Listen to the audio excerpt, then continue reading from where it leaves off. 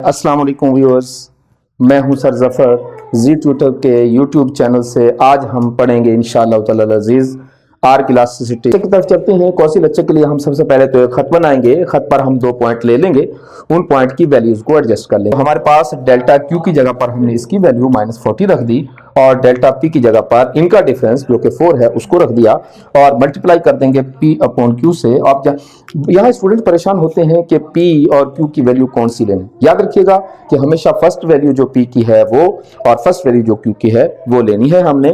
तो प्राइस की यहाँ फर्स्ट वैल्यू 10 है अपॉन क्यू की पहली वैल्यू जो है वो हमारे पास 50 है। इसको सबसे पहले तो मैं आपको ये बता दूं कि आपका ये जवाब जो माइनस आया है हम इसको माइनस को इग्नोर कर देंगे और इग्नोर करने के बाद हमारे पास जो वैल्यू है उसे हम लिखेंगे।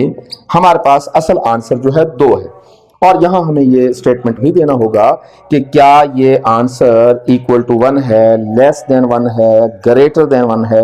अगर यहां एग्जैक्टली 1 आ जाता तो हम लिखते इलास्टिसिटी इक्वल टू 1, फिर हम लिखते इलास्टिसिटी इक्वल टू 1। और अगर यहां जवाब 1 से ज्यादा आ जाए तो हम लिखते हैं इलास्टिसिटी ग्रेटर देन 1। और अगर यहाँ जवाब छोटा आ जाए तो हम लिखते हैं इलास्टिसिटी लेस देन 1। हम जानते हैं कि जवाब हमारा ग्रेटर देन 1 है तो इसका मतलब है कि ग्रेटर देन 1 के लिए हमें ये स्टेटमेंट भी लिखना होगा। तो हम यहाँ ये स्टेटमेंट यकीनन लिखेंगे इलास्टिसिटी ग्रेटर देन 1। गोया कि हमारी जो इलास्टिसिटी है, जो हमारा जवाब आया, जो हमारा आंसर आया वो 1 से बड़ा है। ये 3 तरह के आंसर हो सकते हैं, इक्वल टू 1 हो सकता है, ग्रेटर देन 1 हो सकता है, लेस देन 1 हो सकता है। जवाब कोई भी आए उसके साथ माइनस की साइन जरूर आएगी, लेकिन माइनस आपको इग्नोर करनी है।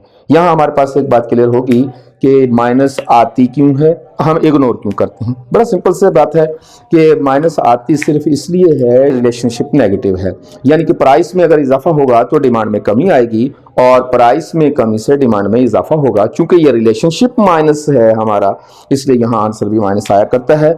वरना किसी भी कीमत पर इलास्टिसिटी तो माइनस नहीं हो सकती। किसी भी चीज के अंदर इलास्टिसिटी या तो 0 हुआ करती है या मोर देन 0 हुआ करती है। किसी भी कीमत पर इलास्टिसिटी माइनस में नहीं आती, इसलिए हम माइनस को इग्नोर करते हैं। तो माइनस आई क्यों? इसलिए कि ये रिलेशनशिप माइनस है।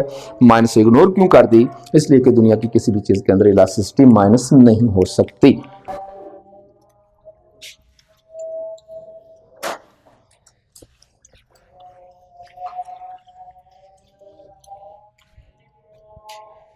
So once again, thank you very much for watching our video. Please subscribe my channel. Thank you very much. अल्लाह हाफिज़। अपना बहुत ख्याल रखिएगा।